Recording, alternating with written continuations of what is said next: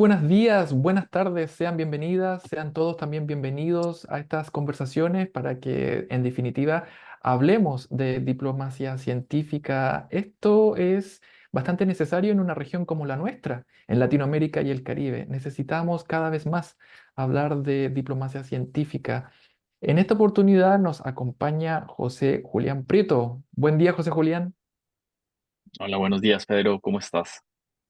Todo en orden. Gracias por tu tiempo, José Julián. Y recordemos que él estudió ciencias políticas en Colombia, luego estudió su maestría en políticas públicas y actualmente está estudiando su doctorado en educación, política, liderazgo dentro de la Universidad Estatal de Pensilvania. Como si esto no fuera suficiente, José Julián también es cofundador de la Red de la Diáspora Científica Colombiana, entre otras tantas labores que hace José Julián. Quisiéramos partir esta conversación preguntándote cómo definirías tú la diplomacia científica, sobre todo si consideramos que tú también eres diásporo. Sí, gracias, Pedro. Pues yo pienso, y siempre que hablo de diplomacia científica, parto mucho desde las relaciones internacionales y desde la definición de diplomacia, ¿no? Entendiendo que la diplomacia de cierta manera surge como contraposición a ese relacionamiento bélico de los estados. Entonces, en ese sentido, la diplomacia es cómo los gobiernos, a través de mecanismos de negociación, logran influenciar a las decisiones de sus pares para llegar a acuerdos internacionales. En ese sentido, cuando le ponemos el apellido a diplomacia científica, ¿sí?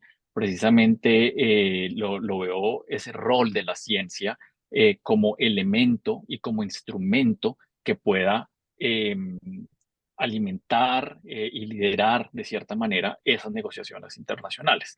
Entonces aquí precisamente se busca en la ciencia evidencia científica que pueda guiar a las negociaciones, tanto en contextos de conflicto internacional o en contextos en donde tenemos retos globales como humanidad, por supuesto, y también en esos momentos de generación de alianzas estratégicas entre países. Esta definición o esta forma en cómo la concibo, pues está muy alineada, por supuesto, con la definición tradicional que todos conocemos del AAAS y de Royal Academy.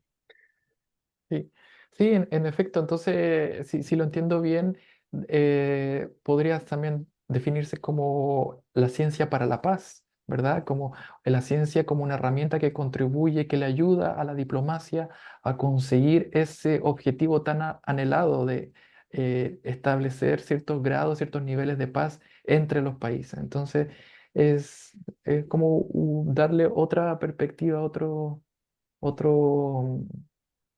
giro a la diplomacia científica. Dentro de ese mismo orden de ideas, queríamos preguntarte acerca de esta publicación que hiciste en conjunto con unas coautoras, esta publicación intitulada Recomendaciones para una estrategia de diplomacia científica para la salvaguarda de la Amazonía, un territorio que está bastante tensionado por todos los conflictos medioambientales o comunidades indígenas y las fronteras que cruzan la cuenca del río Amazonas.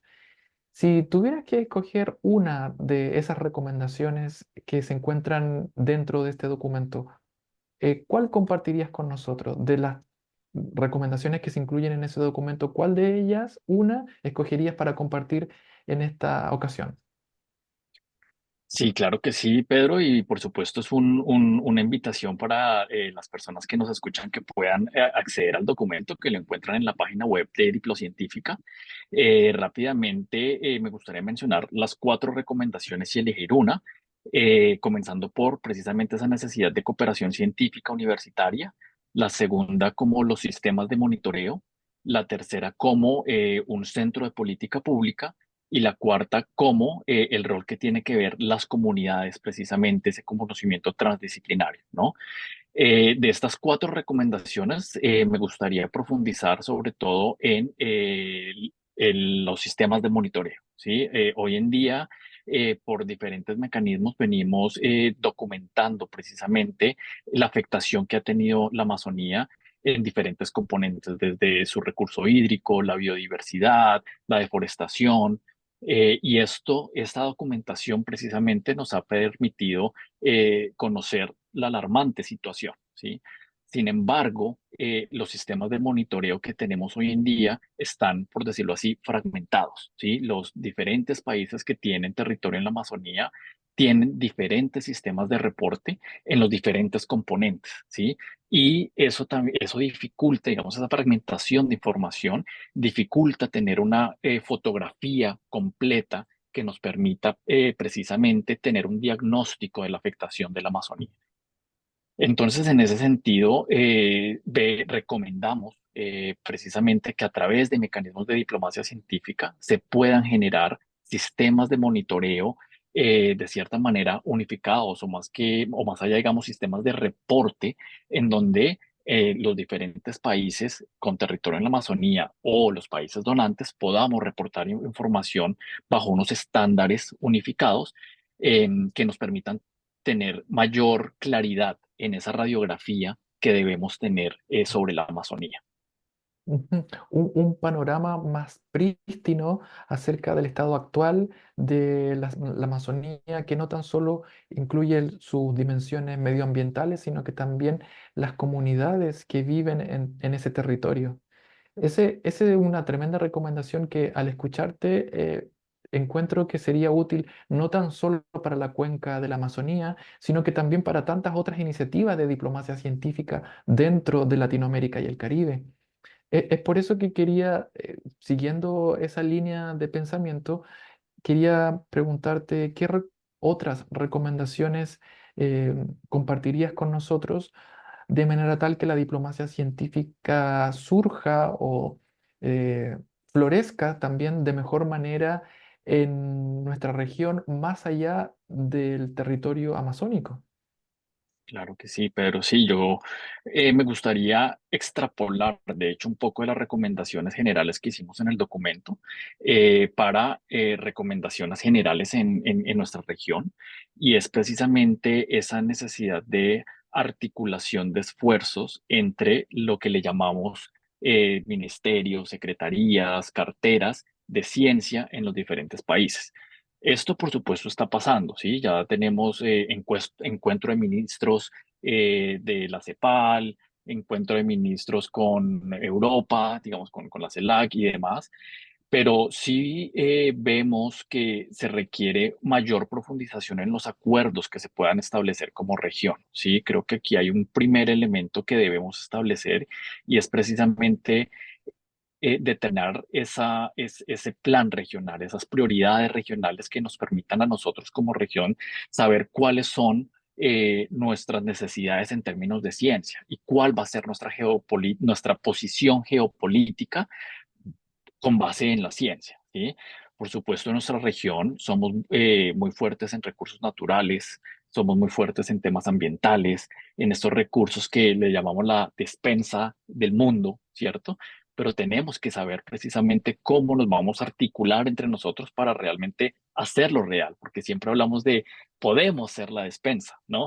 Pero entonces hagámoslo real y hagámoslo a través de esa cooperación que podemos hacer como región.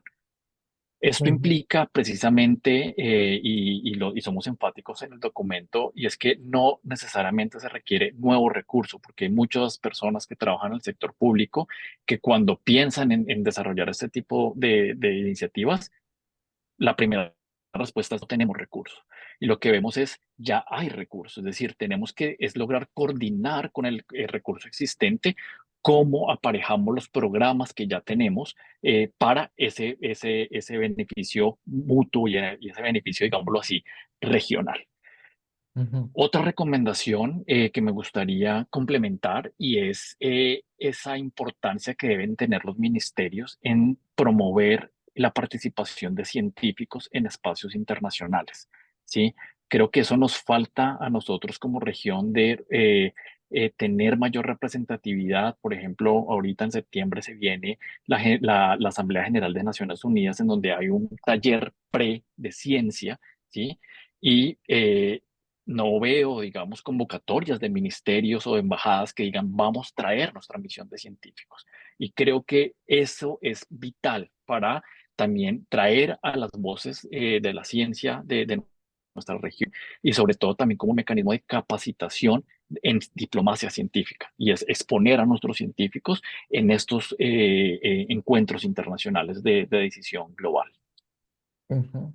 Sí, eso sería bastante útil porque se requiere que cada vez más los científicos y las científicas se hagan parte de los foros internacionales, del mismo modo como se necesita que los diplomáticos y las diplomáticas también se involucren cada vez más en las esferas científicas. Entonces, es como una sinergia que requiere de ambos esfuerzos. Muchas gracias una vez Es. más, José Julián, por esas recomendaciones y también a través tuyo quería agradecer a todo el equipo que redactó este documento, Ujú. tus coautoras que hicieron tanto por elaborar estas recomendaciones para la salvaguarda de la Amazonía. Del mismo modo, si alguien está interesado en saber más acerca de este documento, les invitamos a que lo revisen, a que lo estudien en extenso. Vamos a dejar el vínculo de ese documento aquí en la descripción y así pueden leerlo con mayor detalle. También agradecer a todo el equipo de Diplo Científica que tú también señalaste, porque hacen posible estas dinámicas, estas conversaciones que resultan tan necesarias en definitiva. Bueno, José Julián, muchas gracias una vez más por toda tu dedicación y esperamos vernos pronto. Muchas gracias.